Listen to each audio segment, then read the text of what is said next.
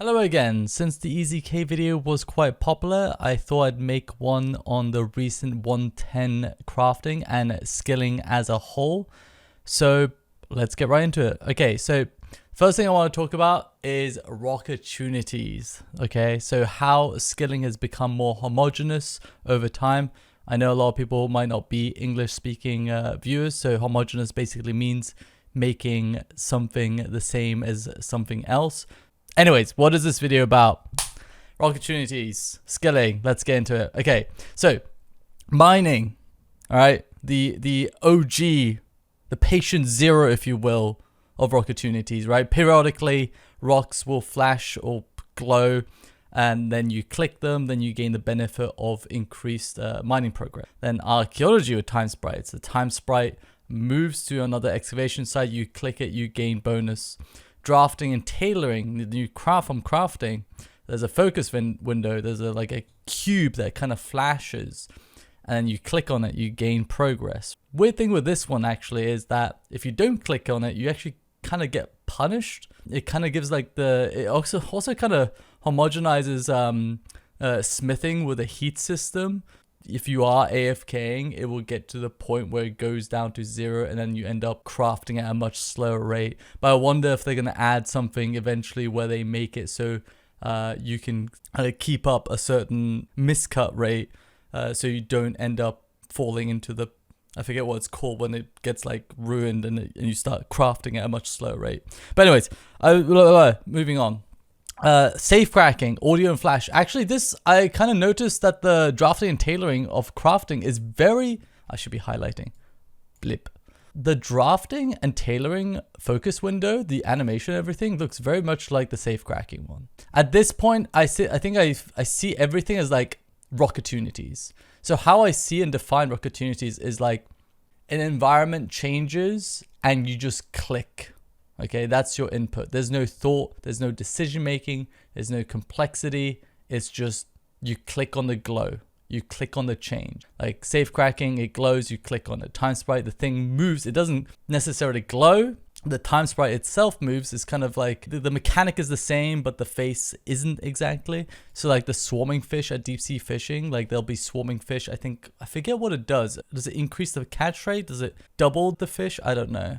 Eternal magic trees, this is a little bit more different. You have to click onto the location, then click on the tree. So it's actually an extra input, but very much similar mechanic. There's no thought to it. There's no strategy. There's no decision making. You just kind of react to what the basically the environment's telling you how to play the game and what to do. Thought for entry hotspots, the construction hotspots. Again, if you don't actually interact with this, it's quite punishing, if I remember correctly.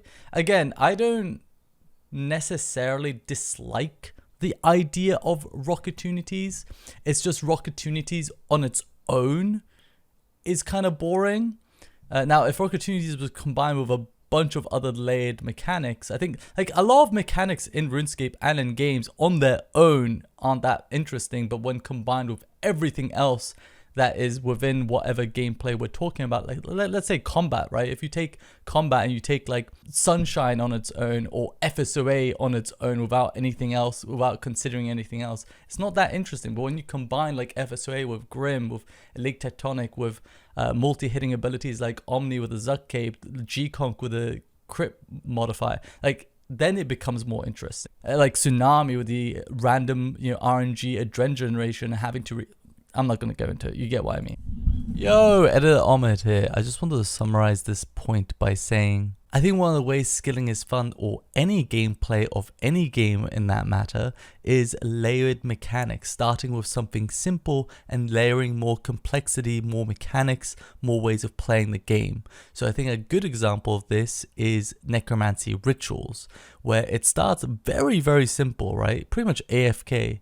But as you level, you get newer stuff, you get new ways of playing the game, you get new D&D effects happening, and then also you can customize how you want your rituals to happen with alteration glyphs. Do you want higher output? Do you want more XP? Do you want more souls, etc., right? I think it's a great way of slowly layering and introducing new mechanics and new effects to the players that are interesting, and also change the way you play, and it depends on what the player wants. But again, like, I don't really like the idea of if you don't participate in this mechanic, it's punishing. I would rather have, if you participate in this mechanic, it's very beneficial. Okay, this is going to be a massive tangent, but bear with me here. So, for example, the first boss of Sanctum, Vermix, right? Vermix? I think so. So if you don't deal with the heads on the sides, you get punished by taking a crap ton of damage, which is, in my opinion, not a fun form of gameplay punishment.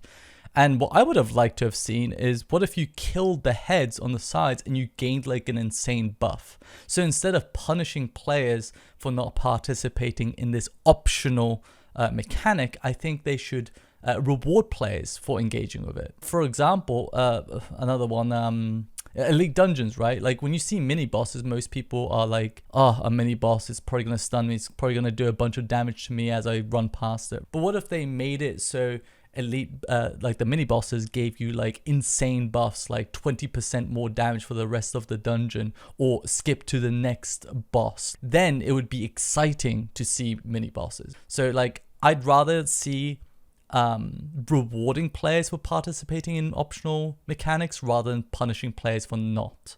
Anyways, we're talking about skilling here. Everlight Porcelain Clay Mine. Now, most people probably won't see this as rockertunities. My eyeballs, this is rockertunities. What happens? The water flow changes. What do? You click where the water flows change. There's nothing else to it. That's it. Water changes, you click on it. Rock glows, you click on it. The time sprite moves, you click. Like, it's just an environment changes, something happens on your screen, and you just click on the correct answer. Even I would say holiday events. You know how there's always like 3 plots for every activity in a holiday event, and it cycles which one's the best to interact with? Rockertunities to me.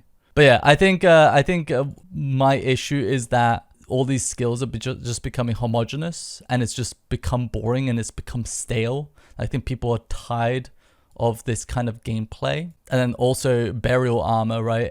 Like, every skill is getting burial armor.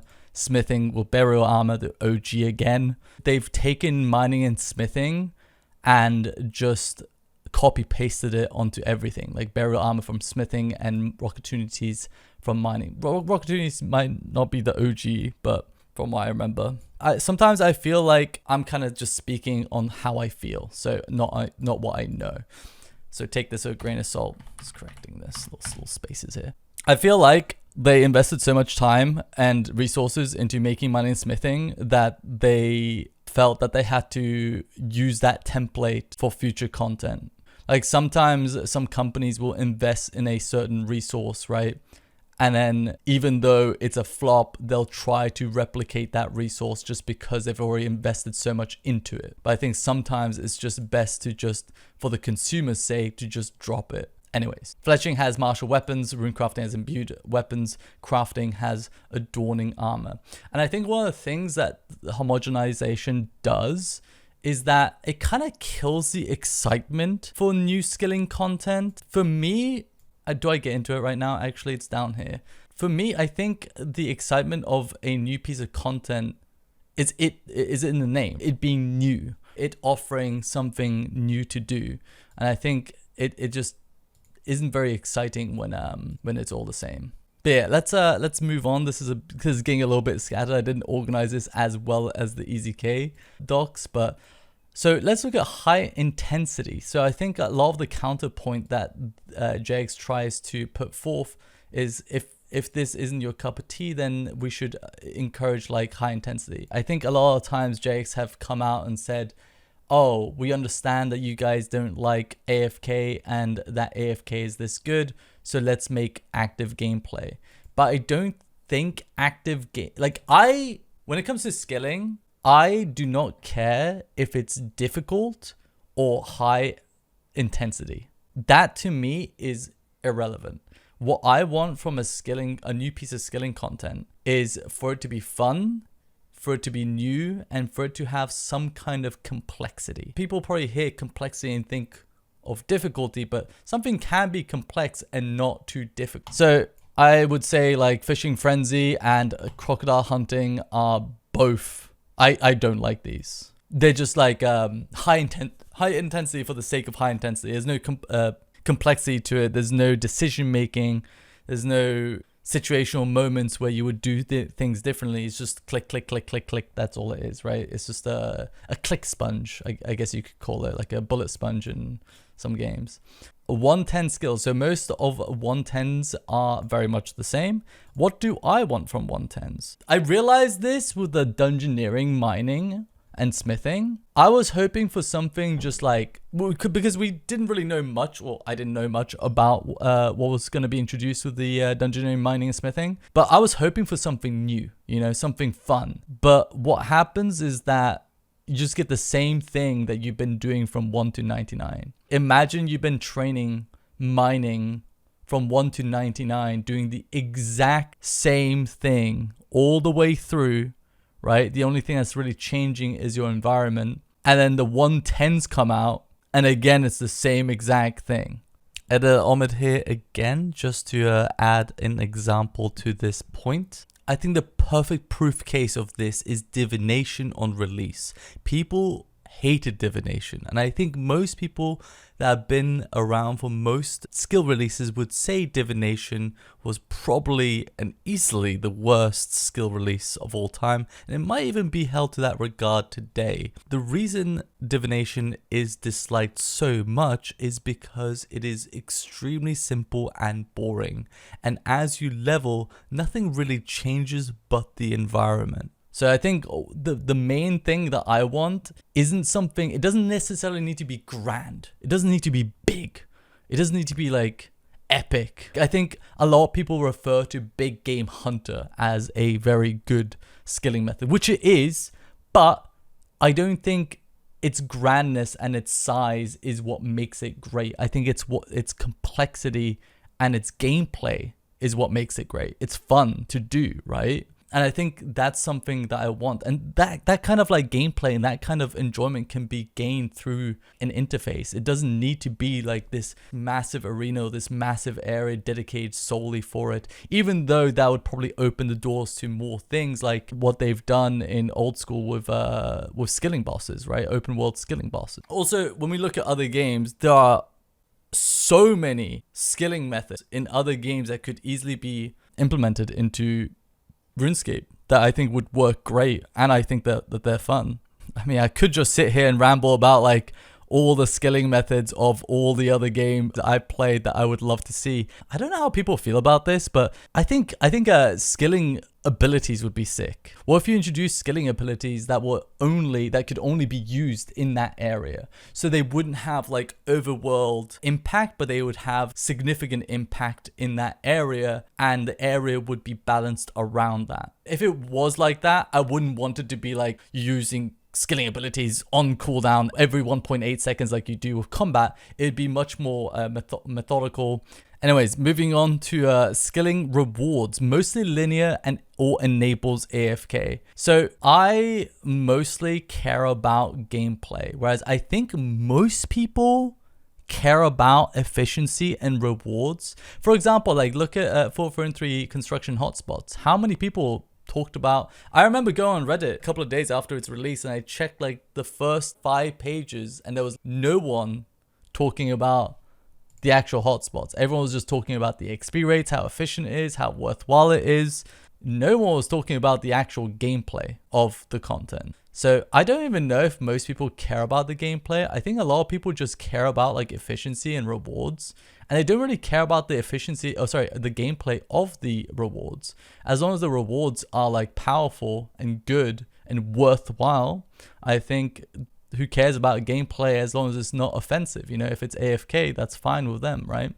Like look at the rune crafting and thieving perks. I think invention perks are a great opportunity to introduce fun skilling mechanics that introduces new forms of gameplay and new ways of playing the game. but most of them just ended up being high intensity, click rocks every, 1.8 or 2.4 seconds, or just AFK. Even the clicking rock every 2.4 seconds with stone spirits, you can just AFK them. I think a good example is the memory dowser and the runic tuner. Memory dowser introduces something that makes divination more AFK. Runic tuner was I think runic tuner, whoever came up with that idea, deserves a raise. I think that's such a cool idea, but unfortunately, it's not worthwhile doing. It's actually like bad to use. And I think if they fine-tune the numbers for it to be worthwhile doing, I think it'd be such a fun game mechanic to utilize. So I'll probably put this on screen, but this is an idea I had for the runic tuner, for example.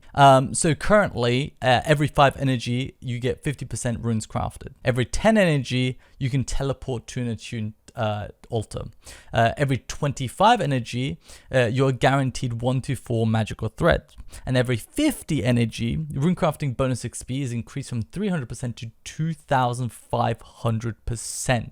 Now, I think that the attuned altar should change every time you craft more than 25 essence at an altar, meaning that you can't just do 1 essence at a time to manipulate the altar that you want, but also you don't have to go to every single altar it attunes to, meaning that you, like, for example, if you get air rune, you can keep rune crafting what you normally crafting until you get a altar that you think is worth going to.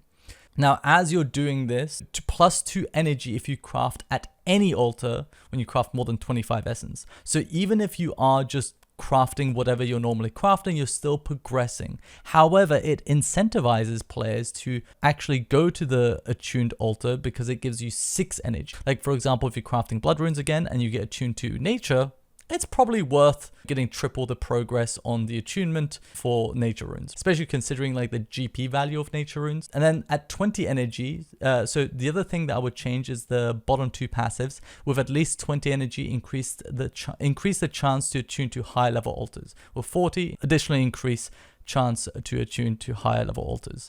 Now, this just increases the chance, meaning that you can actually just get air altar as your 2,500% bonus XP attunement, which just feels terrible. So what I would want to have done is at 20 energy, change from increased chance to top 40% available altars. And at 40 energy, top 80% available altars, like top 80% level requirement. So yeah, this is like, if this was done to the runic tuner, it'd be meta, and I think it'd be fun. You're just rune crafting normally, and you get a certain, you're constantly observing your attunement, and you make the decision based on your preference, whether you're an Iron Man and whether you need certain runes, or whether you think the value of the certain runes is worth the sacrifice of the runes that you're currently making for the additional 4. And it's just fun. Like, having to make those decisions and that complexity, that layered complexity, I think is what, in my opinion, doesn't make skilling fun definitively. It is an element of making skilling fun. There's various things that I think can make skilling fun. But anyways, what we're talking about, this is what happens. I've got to have like a leash on me when it comes to these ramblings. So, skilling profitability. So, a lot of people have been talking about skilling profitability, and I think a lot of people are reminiscing about the times when you used to make like some of the best GB per hour by gathering stuff and by skilling, and that is no longer the case. And the reason for that is because level and quest requirements are no longer, not requirements, restrictions or limiting factors aren't a thing anymore. Back in the day, if people might not know this, but before God Wars Dungeon 1, the best money-making method, other than like flipping and stuff and merching, was to gather white berries after completing, what was the quest called? You gathered white berries in the Elven area. It was the best money-making method before God Wars Dungeon 1. And the reason for that is because most people didn't have the level and the quest requirement to be able to access that method. But nowadays, I don't think quest and level requirements are a limiting factor, meaning that if you put a method that is AFK or easy behind something high requirement, it's not necessarily going to be good GB per hour. Like, for example, take making these masterwork items, weapons and armors. Are they profitable to make? No. I don't actually know what the GB per hour is of making them, But most of the money you make from those items is from the actual like items rather than the process of making them. I don't know who out there is making those armors and profiting from them, but I imagine most of their profits are being made through just merching. Not merching, but like carefully buying certain, basically like playing the GE. Buy the resources super low and you sell the armor super high. Most of your money isn't being made through actually making the stuff because it's literally just like 12 hours of AFK. It's just made through the actual resources. And most of the value isn't coming from the actual skilling, which is processing those materials. It's getting the resources themselves, which are mostly PVM items, like tectonic vertus. Like most of the value of these items is coming from PVM, which is fine, right? But I'm just saying like the actual skilling isn't profitable, or isn't that profitable, let's say, because again, level requirements aren't really a limiting factor anymore. I think if you want to make skilling profitable, you got to make it engaging. AFKing can never be. AFKing has like a ceiling to how profitable it can be, unless you make it so it has like insane like gear and PVM requirement. If you need like BIS magic or whatever to be able to do this, then maybe it'd be limiting. But if you're gonna put it behind like 99 crafting, 110 crafting, I don't think it's gonna be profitable on its own while being AFK. If you want skilling to be profitable again, and I think a lot of people out there do want it to be profitable again, it has to be engaging in some way or another. Anyways, fun skilling methods, in my opinion. You know what? Let me know what your top 3 skilling methods are in the chat, because obviously fun is subjective, but I think to a degree, people's dislikes and likes on the extreme ends usually line up. Like I think most people would put big game hunter at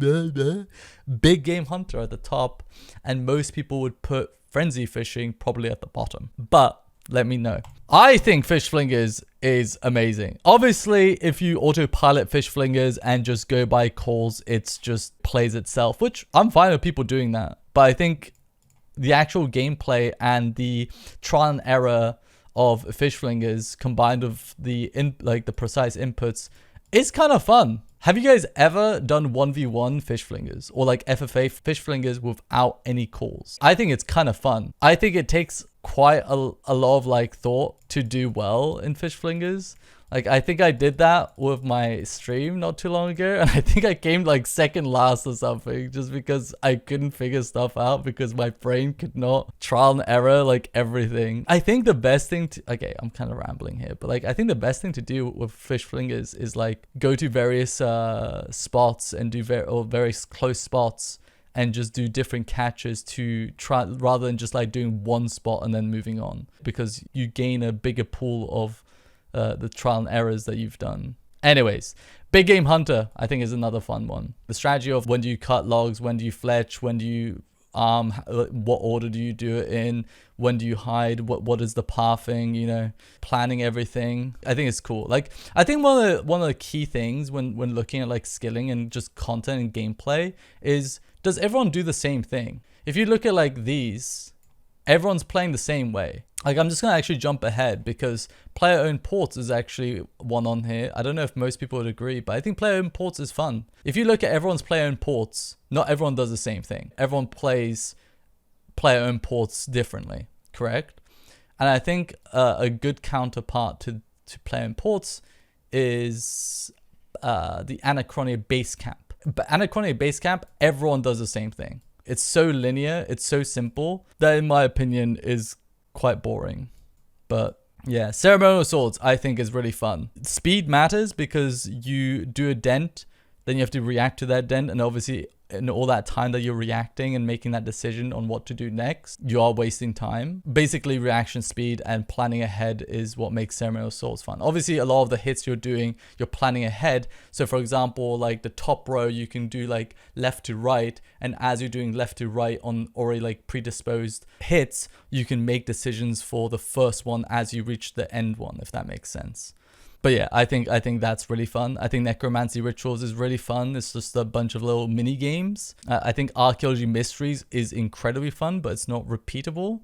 I think the fact that Archaeology Mysteries was actually part of the leveling path, and it was actually efficient to do, made it really fun. I would say Archaeology Mysteries is probably the best skilling method. I mean, it's really good, but it's also not repeatable. If you could repeat Archaeology Mysteries, it would not be a very fun skilling method, I don't think. If you could repeat those exact mysteries for the same XP, oh, no thank you. Great Ore Project, I think, is really fun. This is PvP, but it is skilling, and I think Great Ore Project is super fun. I sometimes host Great Ore Project games, like 2v2s in competitive setting, where you're doing no barriers and no repelling or attracting other people's or the other team's orbs, and you basically are just like 2v2 trying to score the most amount of points against each other, and it's super fun in my opinion. But it's a little bit clunky, but fun. Runespan. Now this one I think might be the most controversial one. I think when Player Imports came out, it was incredibly popular, but nowadays it's not very popular. But I think that's only because of the time gating, right? Which at the time was fine, but now it's kind of outdated. But Runespan, I actually like Runespan because, again, you're making, when a skull appears on a different island to you, for example, and you're doing like a lower tier node, it's not necessarily best to just go to it like it is with rockertunities. It's not rockertunities where you just kind of see something spawn, see something change, and you just click on it mindless. Runespan, you have to make a lot of decisions on the weighting of certain things spawning and the timing of certain things expiring, right? Like, how much time do I have left on this node? Is this area more likely to spawn higher level nodes? There's so much that goes into Runespan, but at the same time, you can quite easily just play Runespan quite casually and do well. So I think that's kind of important, is the fact that you can play a piece of skilling content normally and have fun with it and do well and it be worthwhile, but at the same time it has that higher end gameplay where you can optimize and it's also fun. I mean, I think dungeoneering is the best skill in the game, and it's not even close. I think dungeoneering is insane. Like, think about the scale of dungeoneering. Think about how many mechanics there are. Think about how many enemies there are. Think about how many bosses there are. Dungeoneering is crazy. Think about how many soundtracks there are. Think about how many voice lines there are. Lore. Like, DG is insane. I think DG is so much fun. And again, it has that, if you're playing it casually, you're going to have fun with it. You're going to progress. It's going to be worth your time. And again, everyone's going to be playing Dungeoneering differently. If you put this same map in front of 1,000 people, maybe 1,000 people, but like not many of them are going to do the same kind of pathing, the same kind of decision making, right? Even though most of the time there is an optimal like decision making, it's just complexity of it is so high and the learning curve of it all is so high that you're probably not going to see the same exact thing. But usually, at certain points, you're going to have like, keys just kind of funneling you down. Anyways, Dungeoneering, amazing. I love it. It's damn, what a skill. My God. I love Dungeoneering so much. And it's also incredibly social. I think a lot of people see social aspects of the game as like a bad thing, which there are like bad things. There's always going to be like, okay, this is like a tangent as well. God damn it, man. I'm committing.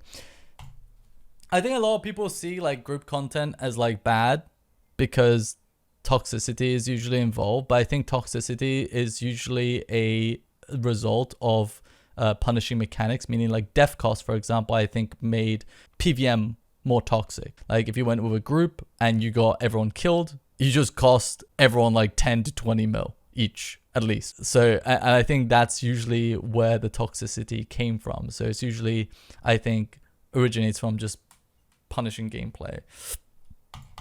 But I think group content is some of the most fun you'll have. And think about the amount of people and the amount of friends that you can make through like group content. I can't express enough how many people I've met through group content and how many friends I've made through group content and how much fun I've had through group content with those people. Top 100 moments of my gaming life is literally all group content, because it's just those memories and those moments that you have with other people is what makes it fun. Anyways, Dungeoneering Poggies. Moving on.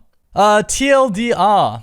So I want skilling methods with fun gameplay. AFKing existing is fine. Casual skilling existing is fine. I do think AFKing is too good to the point where it discourages players from actually playing the game.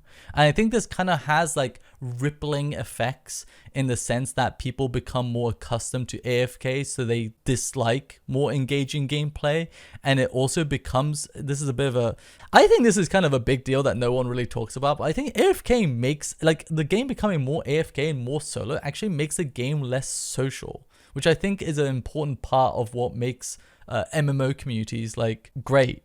I mean, I don't know what other word to use. Just good. you know, one of the beauties of MMOs is the social aspect and the community aspect. And I think the game becoming more and more like idle based effectively, and second screen as they like to advertise it, is like a bad thing. But like AFK existing is fine. Like I'm totally fine with people being at work and just chilling and just gaining XP. That's always been part of RuneScape. But the problem is that pretty much all RuneScape is now in terms of skilling. I am a firm believer of, I think skilling has kind of been going downhill for like years now. Like for example, and I don't think it's ever too late, because for example, look at Clue Scrolls. Went from being nothing, no community, to being one of the biggest types of content in the game. How has that been introduced? That's been introduced through one, the rewards and the logs, and two, fun game. This is going to be crazy, but the F word again, I'm dropping F words across the board here. Fun gameplay. And the updates that have been made towards Clue Scrolls have been in touch and good quality of life that enhance the enjoyment of Clue Scrolls. I just want fun skilling methods. It doesn't need to be high intensity, like 500 APM, high skill ceiling, crazy stuff. No, I just want it to be unique, new, and fun. And that's about it. Give me some complexity. Don't make it super linear. I don't know, like, I don't want to bash the devs, but when they make this content, do they play it and do they think it's fun? I don't see like a lot of the new like skilling content that we've been getting for like years now. This trajectory has been like this for years. I don't know if they like sit down, do it, and they're like, yes, this is fun. Especially to the extent that they set goals for example, like the crocodile hunting. Like, did they do the crocodile hunting to unlock everything from the shop? And did they come out of it thinking it was fun? I also would like to see more polls on how much fun people are having with content. Like, I wish they would come out and be like, did you have fun with, like, from 1 to 10? How much fun did you have with this content? From 1 to 10, how much did you like the rewards? Etc, right? I don't know why they don't poll these things to gauge how much people enjoy things, because I do think that they focus too much on engagement rates. Now, engagement rates are important in every business, but the problem is that you cannot use engagement rates solely to make decisions. You have to use customer satisfaction alongside engagement. So for example, the famous tweet or whatever, the post that they did years ago when Treasure Hunter came out, they came out and said, wow guys, look, 99% of players engage with Treasure Hunter every day. People love it. No, man, that's not how, like, it doesn't work that way. So I think it could also, like, I think it's a bit of everything, right? Engagement matters, customer satisfaction matters, like actual like interaction with the community. I think interacting with just the community and looking at engagement rates isn't enough. I proposed this idea to JMods before, and I feel like they're reluctant of doing it. I don't know why they're reluctant of polling customer satisfaction with content. I think every time a piece of content comes out, a week or two after it, there should be a poll on how much did you enjoy this content? How much you enjoy the skilling? How much you enjoy the rewards? Would that not be like incredibly useful for making future content? I don't know, man. But I also want rewards that introduce fun gameplay. I feel like a lot of rewards these days is just plus 3% XP, plus 3% success rate. Sometimes I don't know if I'm a little bit disconnected from what people care about and what people enjoy, but like to me, that's not very exciting. Like for example, the Runic Tuna was really cool, but like unfortunately it's just not worthwhile using. I think rewards can be really interesting, and really fun. I think rewards have so much potential in the same sense that PVM weapons have on PVMing, right? Like the way like Bow of the Last Guardian completely changes the way you play range and the way you use range and enhances it to be more fun. I feel like skilling could also do stuff like that. I'm not saying that you should add spec weapons to skilling. I'm just saying like I feel like there's so much opportunity with skilling and what it could be. But yeah, and at the end, again, AFKing is just too good. In my opinion, I think AFKing should be like less than 50% of the XP of the best method. And people would still do it. 50% is crazy. Back in the day, I think the best like AFK skilling method was like 40%, which was like Rocktails. And that was like not even, when was that, 2009? I don't remember. But like before 2009, I don't even know what the best like AFK skilling method was. Was not good though. It doesn't necessarily need to be less than 50%. It just needs to be to the point where people are encouraged to actually engage with the game and do like engaging content. And again, I don't want engaging content to just be engaging for the sake of being engaging with high intensity, you know. That's not what I want. I just, when I say engaging, I mean like actually playing the game, but it doesn't need to have like high intensity. It just, or high activity or whatever people call it. It just needs to be fun. That's honestly, all of this just comes down to fun. The fun per hour. Again, like I'm, as you may have been able to tell from my EZK video, I pretty much care about, like, I'm like 90%, okay, 80% gameplay, 15% rewards, 5% aesthetics. It varies, you know, like for example, the Carapack soundtrack and the Carapack voice lines are fucking epic, you know, like that adds so much, and the lore of Carapack adds so much to the actual encounter. But obviously it varies, right? But generally speaking, like for example, like do I think that the crafting guild looks good? Yes, I think the crafting guild looks really good. Do I think the new armors look good? Yes, except for maybe the cowboy hat on the Masterwork magic armor. I like most of the aesthetics that JX releases, but it's just the reason I don't really bring it up as a like a lot of, like I don't bother kind of like sugarcoating my criticism with sprinkles of positivity, because I don't really care about those factors, and I think it's fine for people to care about them, but I personally don't. Also, for me personally, if I was to choose between like having less frequent updates and just more fun gameplay, again, it doesn't need to be, I feel like people saying Big Game Hunter has like scared JX. It doesn't need to be as grand as Big Game Hunter. It doesn't need to be as big or as big of a scale project as Big Game Hunter. They need to identify what makes Big Game Hunter fun. And I don't think it's necessarily tied to the aesthetics and how grand it is. But yeah, fun. It's crazy, but I just want fun new skilling methods. That way I'd be excited. It's very hard to be excited for these 110s when you know what you're getting, and it's the same as what you've been getting for the past 4 years, and it's AFK and there's no complexity and everyone's doing it the same way. You know, like for example, like Hunter is like a really good skill, because like not only do you like level up and unlock things very frequently, but you also do like very different activities. The different methods of like hunting, I think, is really cool. Like I think Hunter is actually, I never really thought about it, but Hunter's actually, I mean, you might say like some of the hunting methods aren't very fun, sure, but you have to admit at least the variety of it, I think, is kind of cool. And I think that's kind of what I wanted from, I think with the dungeoneering mining introduction is when I realized that it's all just going to become homogenous and everything's going to be the same and not very fun. Imagine leveling up 1 to 99 mining, and then you get to 110 and you unlock this new area of mining, and it's just exactly the same thing. I'm also the type of person, this is going to be another tangent, but I think the buzzword nowadays is thematics, and thematics are important. You don't want like a fire attack to freeze you. That wouldn't make sense. But I think what's even more important is gameplay. I think it's okay to like bend thematics a little bit for the sake of gameplay to be fun. So meaning like, I don't think you necessarily need to be like mining rocks to train mining. Like, what if you're blowing up mountains? Okay, obviously, whatever. Anyways, my brain is kind of cooked. If I have anything more to say, I'll probably add it at the end of this when I'm editing and going through the audio. But yeah, thank you for watching, guys.